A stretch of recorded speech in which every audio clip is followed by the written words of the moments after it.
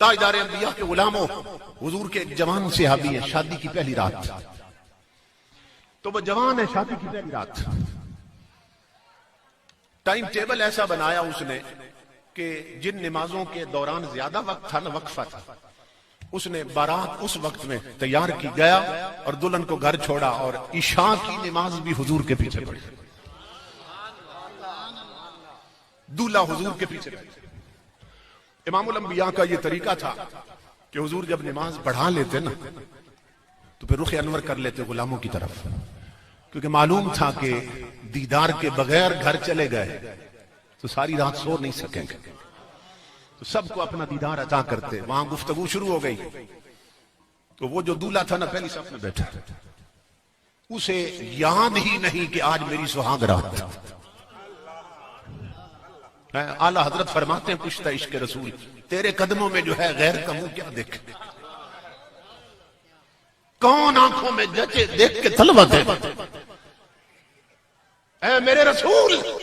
امام اہل سنت فرماتے ہیں اعلیٰ حضرت آپ کا وہ حسن ہے کہ آپ کے تلووں کی چمک دیکھنے والے، پاؤں کے تلووں کی چمک دیکھنے والے حسینوں کے منہ بھول جاتے ہیں۔ تو وہ دولہا تو حضور کا چہرہ دیکھ رہا ہے، اسے یاد ہی نہیں کیا میری شادی کی پہلی رات، اور دلہن منتظر ہے گھر میں۔ بات پڑھتی چلی گئی، بڑھتی چلی گئی، امام الانبیاء نے گفتگو جاری رکھی، آدھی رات سے زیادہ وقت بیت گیا۔ امام الانبیاء نے دعا فرمائی، اختتامی دعا۔ حضور صلی اللہ علیہ وسلم نے غلام کی طرف دیکھ فرمایا تیری آج سہاگ رات ہے، جاؤ میں تجھے اللہ کے سپرد کرتا ہوں، جاؤ دلہن انتظار کر رہی ہے۔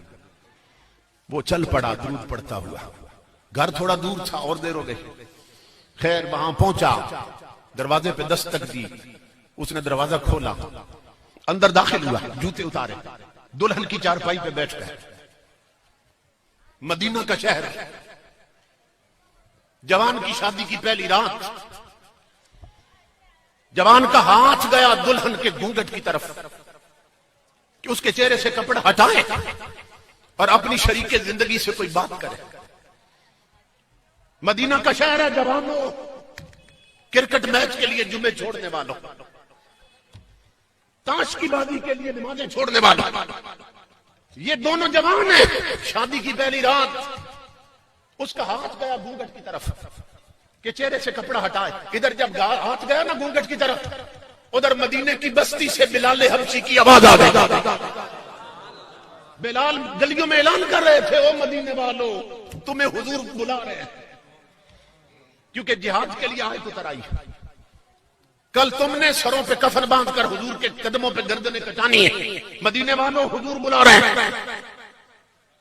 اب تصور کرو جوانوں، ماحول یہ بن چکا ہے وہاں، لیکن جب کانوں میں بلال کی آواز پہنچی اور جوان میں تیرے عشق رسول کے قربان جاؤں، جو ہاتھ گیا تھا نا گھونگھٹ کی طرف، تو ہاتھ پیچھے آتا ہے، قدم چارپائی سے اتر آئے، جوتے پہن کر دیوار کی طرف گیا، تلوار لٹک رہی تھی، لے کر نکلنے لگا، دلہن دوڑ کر قدموں سے لپٹ گئی، کہنے لگی جوان شادی کی پہلی رات ہے، تو نے ابھی میرے چہرے سے پردہ بھی نہیں ہٹایا، مجھ سے کوئی محبت بری بات نہیں کی، اور میرے سرتاج مجھے چھوڑ کے کہاں جا رہا ہے؟ جوان نے جھٹکا دیا اور دامن چھڑا لیا، کہا نادان لڑکی مجھے مت روک، مجھے میرے سرتاج نے بلایا ہے،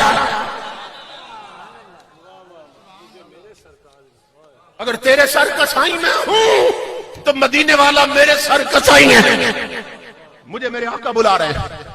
جوان لڑکی بہانے تراشنے لگی کہ جہاد تو صبح ہونا ہے، رات تو گزار لے، صبح چلے جانا۔ اس نے کہا نادان تو شادی کی رات دیکھ رہی ہے، اللہ کی عزت کی قسم یہ ایک رات ہے، ہزاروں سہاگ راتیں محمد عربی کے قدموں پہ قربان۔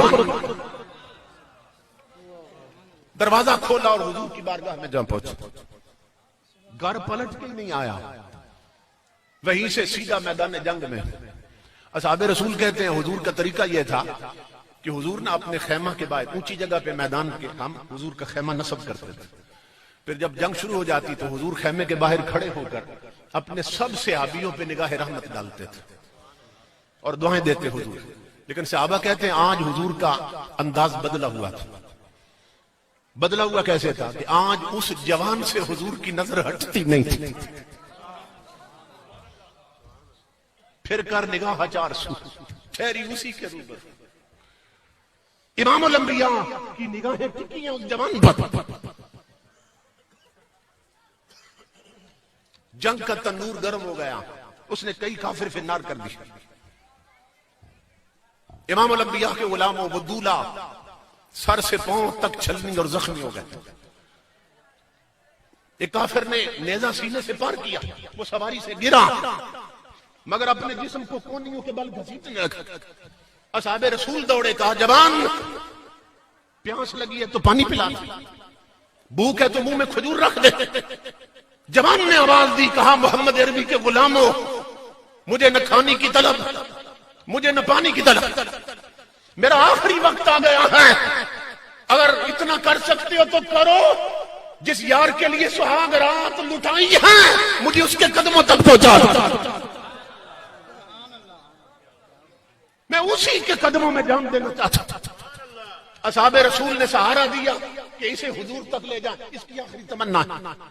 جب وہ اٹھا رہے تھے امام الانبیاء دیکھ رہے تھے، آقا نے آواز دی، او میرے غلاموں اسے ادھر نہیں لانا، اسے چھوڑ دو وہیں پہ. عرض کی غلاموں نے، آقا اس کا آخری وقت، یہ آپ کے قدموں پہ جان دینا چاہتا. امام الانبیاء نے فرمایا میں جو کہہ رہا ہوں وہیں چھوڑ دو. آقا کیوں؟ امام الانبیاء نے فرمایا اس لیے کہ میں اپنی امت کے جوانوں کو بتانا چاہتا ہوں جو میرے لیے سہاگ راتیں لٹا دیں پھر میری طرف وہ نہیں آتے، انہیں ملنے میں آتا ہوں. اس جوان کا مقدر دیکھو جس کی طرف رب کا حبیب دوڑ پڑا ہے. آقا قریب پہنچے، وہ انگلیاں جو حرکت کرے تو چاند کا کلیجہ چیر کے رکھ دے، محمد عربی نے جوان کے بالوں میں ڈالی اور سر پہ بوسہ دیا حضور نے. اس نے ایک نظر ڈالی چہرہ مصطفیٰ پر اور اس کی روح پرواز کر گئی.